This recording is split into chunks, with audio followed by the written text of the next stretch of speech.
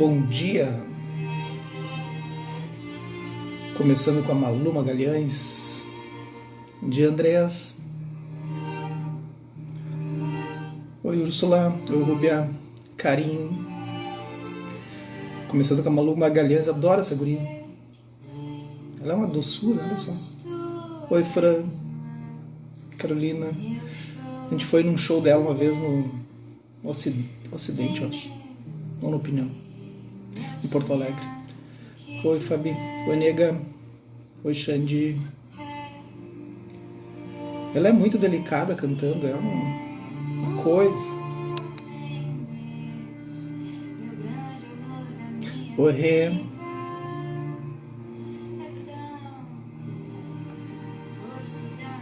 Então é isso, é o Despertando com Dharma. Vou guardar mais um pouquinho.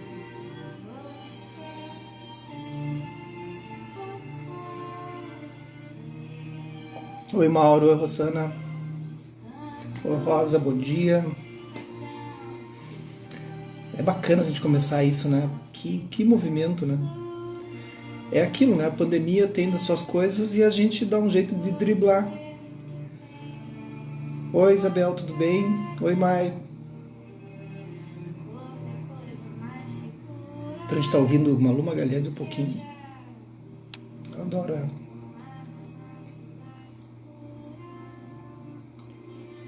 Então tá. Oi, Ana. Então, tirar a música.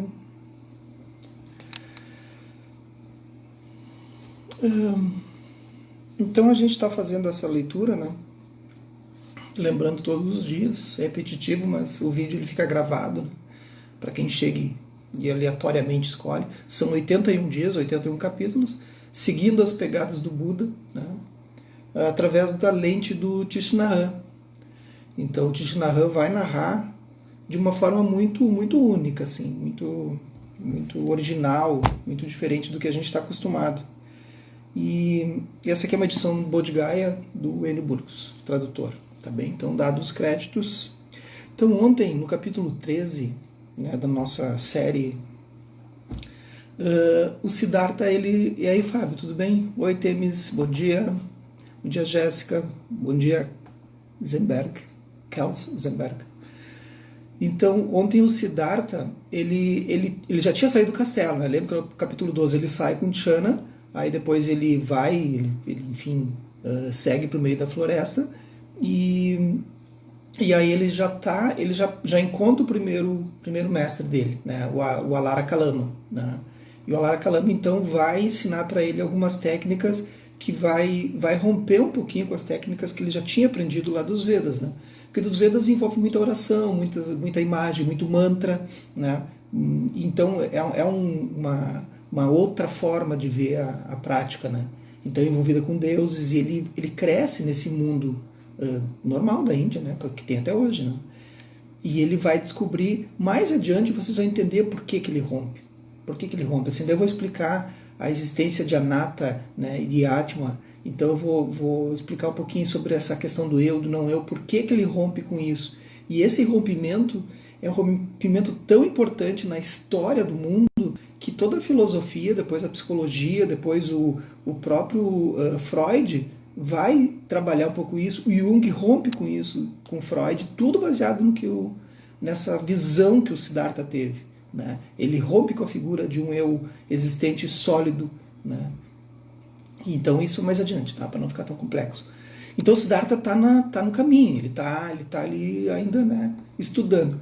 Ontem com a Alara Kalama, ele percebeu que a meditação, né, ele avançou, em alguns meses ele já estava no nível do mestre que tinha 70 anos, ele tá com 29 agora, né? E hoje, no capítulo de hoje, ele está com 32, tá? Já está com 32. Então ele está avançando. E ontem ele aprende as técnicas de meditação, assim, e técnicas bem avançadas. Então ele já chega no ponto... Quando eu digo técnica de meditação, não é uma coisa que tu vai sair levitando, é a visualização do que tu está fazendo. Então ele está aprendendo ali trabalhar com a sabedoria, com pradnya, com a vacuidade, né? Ok? Então esse é o resuminho. Ele tá vindo, tá ali, né?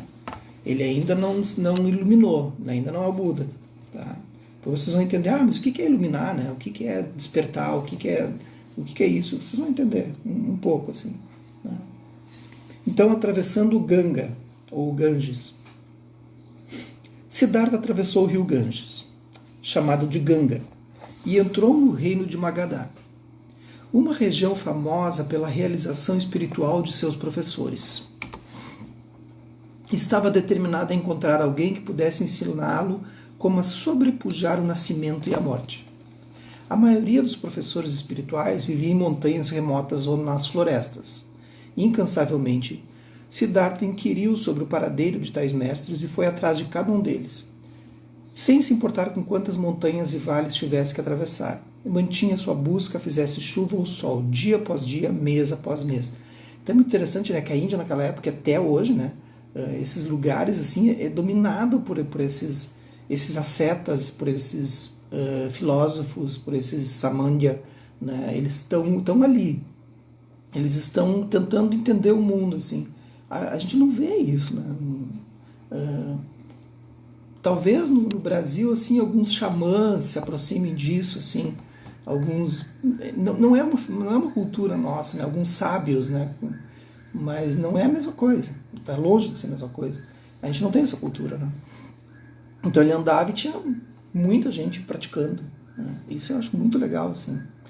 Siddhartha encontrou-se com ascetas que se recusavam a usar roupas, outros que se recusavam a aceitar oferendas de alimentos, vivendo apenas de frutos, capim e raízes silvestres, no interior das florestas, expondo seus corpos aos elementos. Estes ascetas acreditavam que, suportando austeridades extremas, entrariam nos céus quando morressem.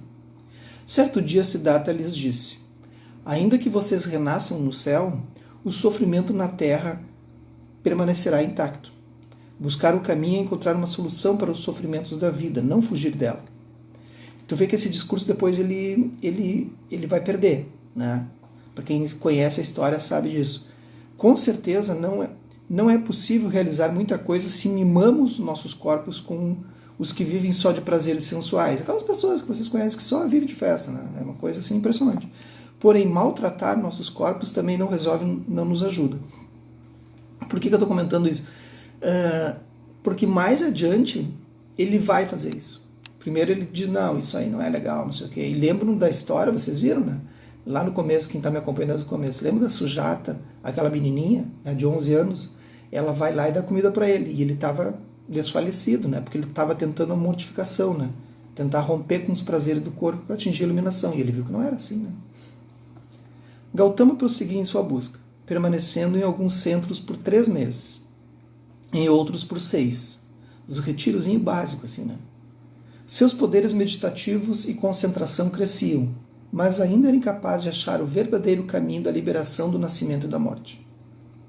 Os meses passaram rapidamente e logo se seguiram mais de 3 anos desde que Siddhartha havia deixado seu lar. 3 anos. Lembra que ele sai com 29. Ele vai atingir a iluminação aos 35.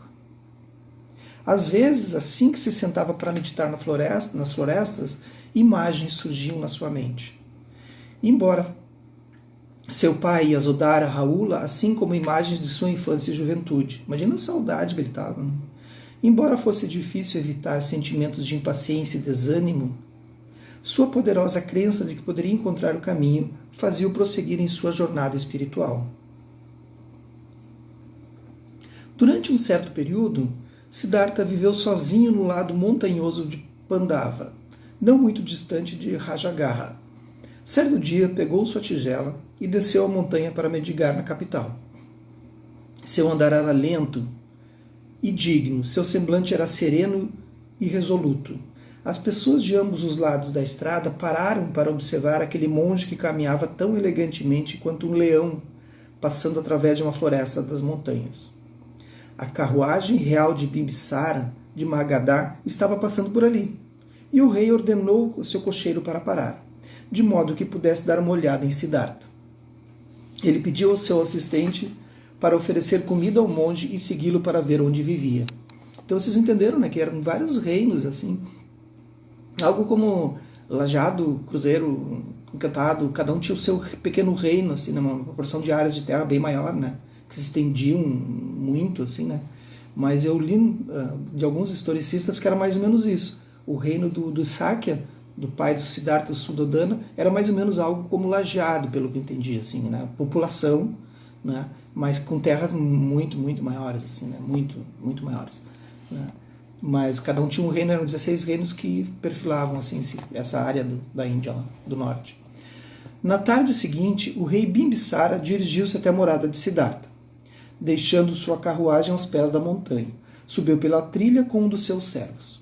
Quando viu Siddhartha sentado sob uma árvore, ele se aproximou para cumprimentá-lo. Siddhartha ergueu-se. Ele pôde ver pelas roupas do seu visitante que se tratava do rei de Magadha. Juntou as palmas das mãos e fez sinal para que o rei se sentasse em uma grande rocha bem próxima. Sentou-se em uma outra pedra e o encarou. O rei Bimbisara ficou notavelmente impressionado com a postura nobre e modos distintos do monge. Ele disse: "Sou o rei de Magadha. Desejo convidá-lo para vir até a capital comigo." O cara sem delongas. Assim. "Gostaria de tê-lo ao meu lado de modo que possa beneficiar-me com seu ensinamento e virtude." As pessoas têm essas coisas, né? Elas têm um lado egoísta das coisas, assim, eu quero isso para mim, né? Não pode ter para o todo, né? Não pode compartilhar as coisas. Né? "Com você ao meu lado, estou certo de que o reino de Magadha desfrutaria de paz e prosperidade." Siddhartha sorriu. "Grande rei, sou mais útil vivendo na floresta. É uma vida muito rude, você não tem cama, nenhum servo para lhe dar assistência. Se concordar em vir comigo, dar-lhe-ei o seu próprio palácio." Olha só. A pessoa conhece, vocês imagina que tu está ali sentado meditando, eu vou começar a fazer isso, né? Vou começar a meditar na floresta. Aparece uma pessoa e diz: "Olha, eu vou te dar teu próprio castelo, tua própria..." O negócio é impressionante. "Se concordar em vir comigo, dar-lhe-ei seu próprio palácio. Por favor, venha comigo para ensinar." "Grande rei, a vida palaciana não é bem indicada para mim. Estou empenhado em encontrar um caminho de liberação que livre a mim e a todos os seres do sofrimento.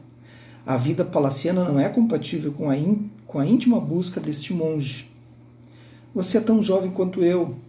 Tenho necessidade de um amigo com o qual possa compartilhar verdadeiramente. Desde o momento em que o ouvi, senti uma ligação natural com sua pessoa. Venha comigo." Ele é insistente, né? "Se aceitar, terá metade do meu reino. E quando envelhecer, poderá retomar sua vida de monge. O tempo passa muito rápido."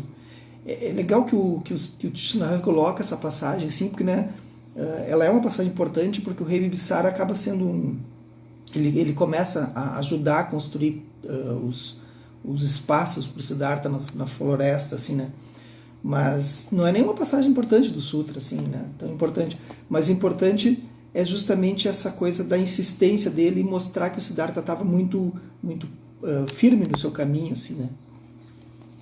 "Agradeço por seu coração generoso, a oferta de patrimônio, porém, realmente tenho um único desejo somente: encontrar um meio que permita liberar todos os seres do sofrimento. O tempo passa rapidamente, grande rei. Se não aproveitar a força e energia que possuo agora, enquanto sou um homem jovem, a velhice chegará tão logo que sentirei profundo arrependimento." Não é assim com a vida? A gente faz algumas escolhas, faz algumas coisas, não, eu só vou dar eu vou fazer isso porque eu preciso juntar uma graninha, depois eu me dedico à vida da prática, ou do que for, ou aos filhos, né, ou aquilo que eu gosto, a tocar violão, ou aprender uma música, ou fazer uma arte, depois eu volto ali, né? Não vai acontecer isso, gente, não vai acontecer, né? Porque os caminhos, eles vão mudando, à medida que tu muda, tu gera a tua engrenagem, as outras engrenagens geram junto também. E tu não vai voltar para o mesmo lugar para começar a tocar um violão, fazer uma coisa e tal. Não vai acontecer isso. O tempo passa rapidamente. Se não aproveitar, a força e a energia que possuo agora, enquanto sou homem jovem, a velhice chegará tão logo que sentirei profundo arrependimento. A vida é tão incerta. Doença e morte podem ocorrer a qualquer momento. As chamas do turbilhão interior, causado por apego, raiva, ódio, paixão, inveja e orgulho, continuam a queimar em meu coração. Então, os venenos da mente, né? É interessante porque o budismo Mahayana, né, que é o grande veículo, né, ele vai trazer 3 venenos da mente, né? Porque daí os 3 tem todos os outros, compõem todos os outros. O Theravada vai colocar 5, de 5 a 10 até, tem citações de 5 a 10. Então, quem já me ouviu falar nos ensinamentos, a gente fala de ignorância, raiva e desejo, ou apego, né, desejo desenfreado. Aqui ele já coloca paixão, a inveja, orgulho, né? Continua a queimar em meu coração. Somente quando o grande caminho for encontrado, a liberação será possível para todos os seres. Se verdadeiramente tem afeição por mim, você me permitirá perseverar no caminho que tanto tenho buscado. O rei Bibisara ficou ainda mais impressionado depois de ouvir Siddhartha falar. Ele disse: traz grande alegria ouvir palavras tão cheias de determinação. Prezado monge, permita-me perguntar de onde você vem e o nome da família a qual pertence. Grande rei, venho do reino dos Sakyas. O nome da minha família é Sakya. O rei Suddhodana, que presentemente reina em Kapilavastu, é meu pai. Aí, por isso que Sakya, então, quer dizer de conquistas, de guerra, de luta, de perseverança. E você já deve ter ouvido falar que às vezes o Siddhartha, o Buda, é chamado de Sakyamuni, né? Ou Shakyamuni, como a monja Coen gosta de escrever com X, mas é com S, né? Sakyamuni. Sakyamuni, Muni quer dizer sábio, o sábio dos Sakyas, né? O sábio do reino dos Sakyas, que ele virá a ser só depois, né? Então Sakyamuni é isso, o sábio dos Sakyas. O rei Suddhodana, que presentemente reina em Kapilavastu, é meu pai. Minha mãe foi a rainha Mahamaya. Fui um príncipe herdeiro do trono, porém, devido ao meu desejo de tornar-me monge a fim de procurar o caminho, deixei meus pais, minha esposa e filho mais de 3 anos atrás. O rei Bibisara ficou abismado. Então você também tem sangue real? E fico ainda mais honrado em encontrá-lo, nobre monge. As famílias reais Sakya e Magadha de longa data compartilham condições muito semelhantes. Que tolice a minha tentar impressioná-lo com minha posição e prosperidade a fim de persuadi-lo a acompanhar-me. Por favor, perdoe-me. Deixe-me pedir apenas uma coisa. De tempos em tempos, venha ao meu palácio e aceite que eu lhe ofereça alimentos. Quando tiver encontrado o grande caminho, tenha compaixão de me ensinar como seu discípulo. Você me promete isso? Siddhartha juntou as palmas das mãos e respondeu: prometo que quando tiver descoberto a senda, o caminho, voltarei para compartilhá-lo com Vossa Majestade. O rei Bibisara retribuiu o gesto diante de Siddhartha e retornou, morro abaixo, com seu servo. Mais tarde, naquele mesmo dia, o monge Gautama abandonou sua morada para evitar as interrupções que temia pudessem resultar das frequentes oferendas trazidas pelo jovem rei. Ele sacou, né, que o cara não ia parar de incomodar ele. Voltando-se para o sul, procurou um outro lugar apropriado para a prática. Ele soube de um centro espiritual de Udaka Ramaputra. Lembra que eu falei ontem que vai ser o segundo mestre dele? O primeiro foi a Lara Kalama, agora então o Ramaputra. Um grande professor que dizia ter atingido níveis de compreensão muito profundos. 300 monges residiam no seu centro, localizado não longe de Rajagaha. E 400 outros discípulos praticavam nas proximidades. Siddhartha tomou aquela direção. Então amanhã, no capítulo 15, a Floresta dos Ascetas, ele vai encontrar esse Ramaputra, que vai ser o segundo mestre dele, e esse segundo mestre vai dar um up assim, naquela prática que o Alara trabalhou com ele. E ele já começa amanhã, já nos 2, 3 primeiros parágrafos, os dois já tendo uma conversa, assim, já tentando entender que ponto Siddhartha está e Ramaputra tentando ensiná-lo a partir dali, assim, né? Já é uma conversa filosófica da meditação. Então ele está avançando, ele está indo, ele está indo lá. Então amanhã vamos descobrir o que o Ramaputra ensina para ele. O pessoal aí que é da meditação, vamos ver o que é isso que ele está fazendo. Tá bem, gente? Então é isso. Hoje o capítulo é bem curtinho, né? Amanhã é mais longo, né? Tem mais, tá? Porque a coisa vai ficando cada vez mais complexa, né, para ele. E é isso. Então me sigam ali no YouTube, também tem, né?